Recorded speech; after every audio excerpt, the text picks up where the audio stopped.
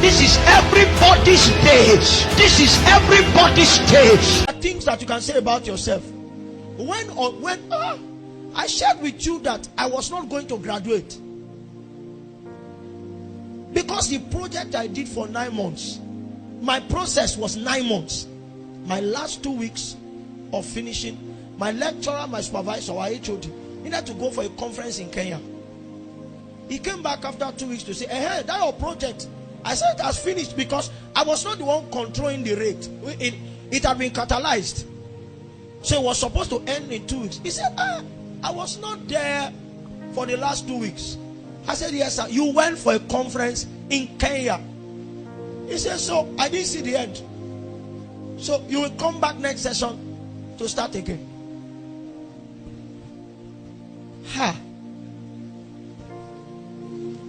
By the mercy of God, I was like a god on campus in the Christian world. But I began to cry instantly. I cried to the point that mucus were 500 level. Mucus were coming out of my nose. It was with one of my friends, a very beloved brother from the other religion. Both of us cried. We stood together and were begging. This our lecturer had the habit of putting eyeshadow, female eyeshadow, on his eyes. When it comes like that, anything he says, if the Spirit of God is not inside you, he's like a confessor. You have what legend of the seeker? If he says, don't come back until 2 sessions time, something will happen to you that will make you stray.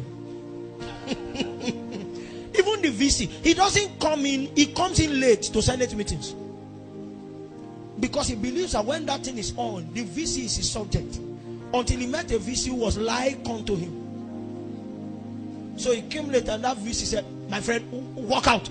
And so he now found that if your strength is from the realms of men, a day will come when you will meet your match.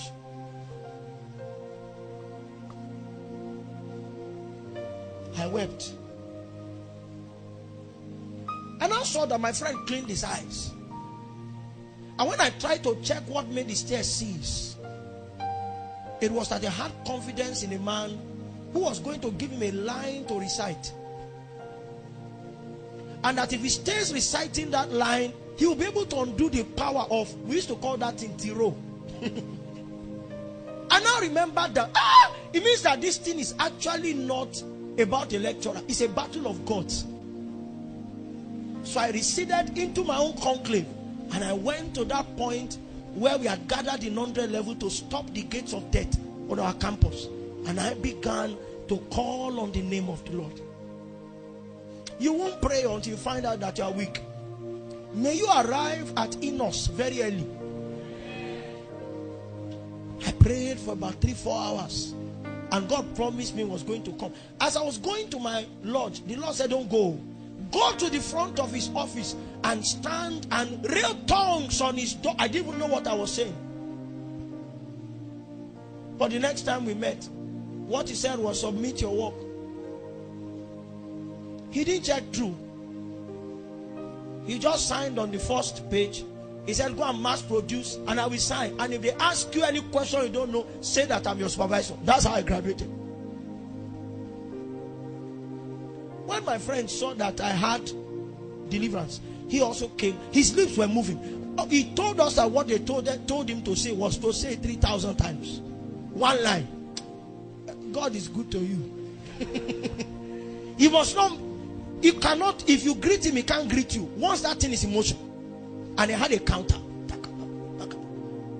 So when he came in, Oga saw that, I know this thing. He said, is it me I'm coming to meet like that? You will graduate next year.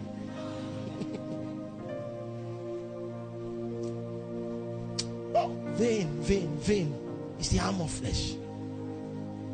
When today graduated the following year, we now got to know that he was graded the previous year. So everything he did for the project the following year was waste. It was, the gods were just fighting and they were using human specimens. That evening, I had fully defended, and my friend had become a project carryover student to the other station. He was now coming with one of the, we used to call them ustars. They are students, so, but they were not like us. They lived, dined, slept in their place of worship. He was walking past in our department too. And today now said, Tolu, what you did is wrong. You did something and you were helped. And you did not help me. Ustaz now said, if Tolu gets into trouble in this school and God does not help him, God is not fair. The way he served God in this school, God should come to help him. I heard from the lips of an Ustaz that I served God and that God will be a debtor if he doesn't help me. Some of you are laboring even in church. Church people cannot say you are doing well. I didn't know that. If he says that, and you know, at that level, they are not just knowledgeable in the book, they have ascended in darkness. Do you know what arrows have tried to project that service has blocked? It was not something he learned in a class. It was by experience that, you know, God, you hold this guy. And I said, hey, so you didn't show me my report card. You went to show an stars.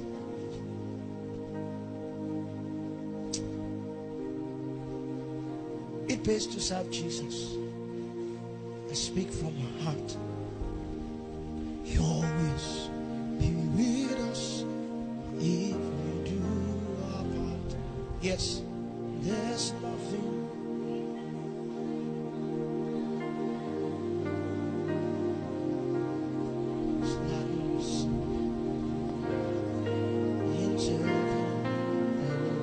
I love him.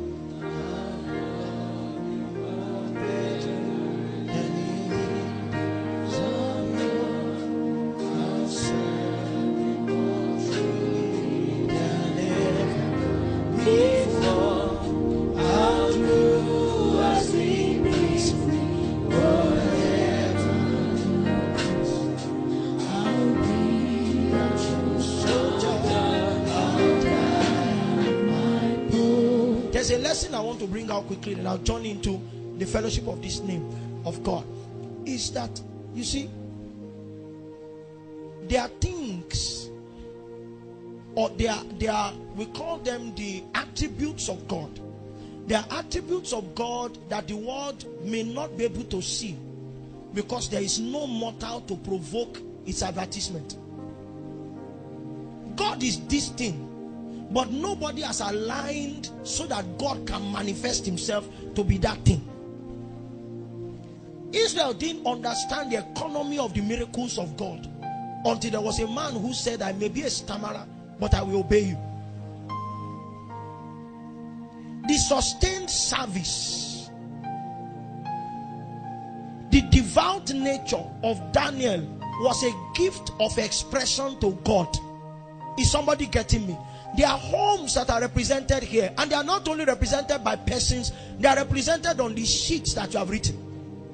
You are saying, God, show up that you are alive, and God is saying, give me a reason. Because the person who concocted this captivity was a man who was adjudged to be devout in darkness, and you want to use inconsistencies to match him.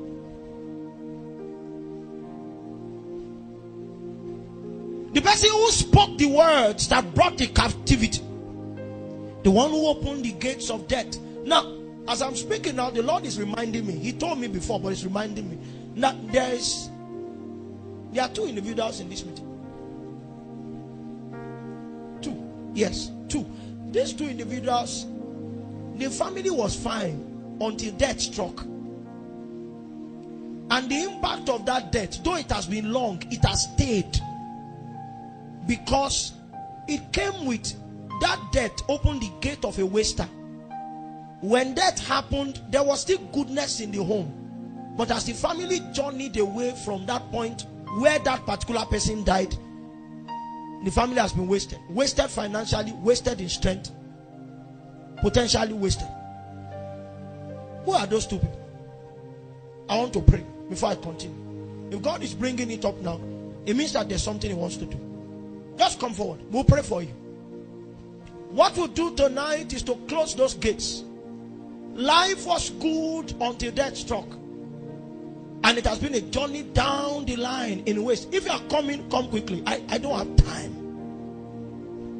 Inside or outside, come quickly, come quickly, come quickly.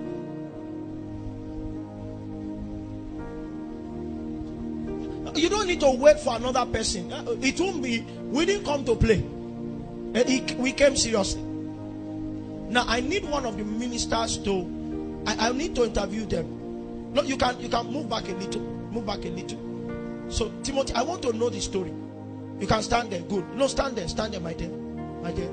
It's a new day that is opening. So Timothy, I want a feedback while I keep preaching. But that's what the Lord is doing now.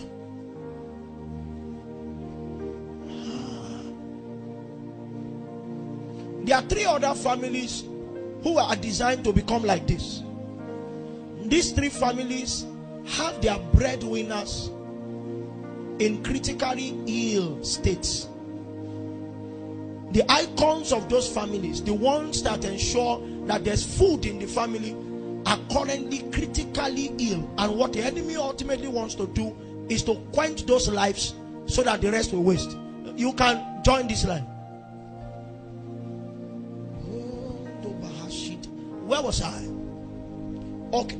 So while that, please just join them. We'll pray once. For some, we'll close the gates of death. For the others, we'll deliver from the point of death. And we'll quench that counsel of the enemy. Now, stay with me while that interview is going on.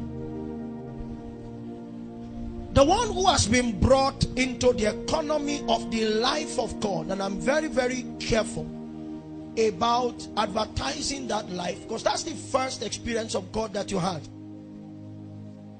The one who has been brought into the distributions of the life of God by redemption must, as a primary labor to know God. There is the temptation to want to journey into things and abandon the God of the life.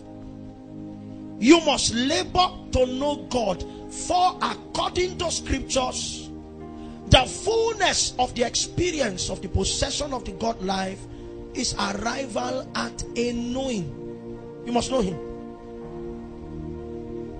The knowledge of God, give me 2 minutes, is designed to be a potent tool.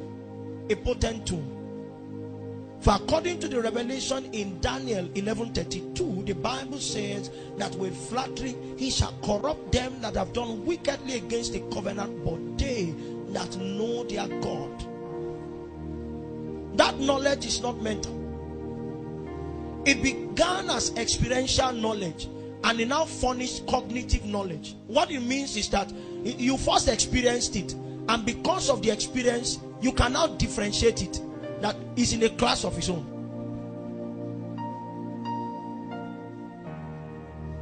One of those years, as I was journeying in the labor to come to the knowledge of God as the only true God, I was studying one day, and He began to play a sound in my spirit.